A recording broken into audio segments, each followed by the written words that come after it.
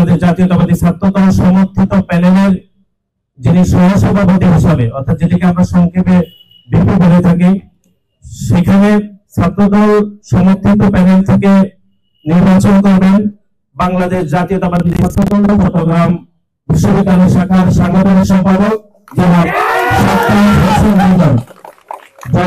সাজ্জাদ হোসেন হৃদয়। আমাদের সহসভাপতি হিসাবে ছাত্রদলের পক্ষ থেকে তিনি মনোনীত হয়েছেন, তিনি নির্বাচন করবেন।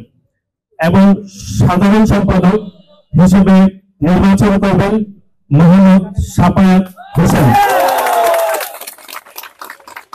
এবং সহসাধারণ যেটা এইচএস, সেটা থেকে নির্বাচন করবেন আইয়ুবুর রহমান তৌফিক।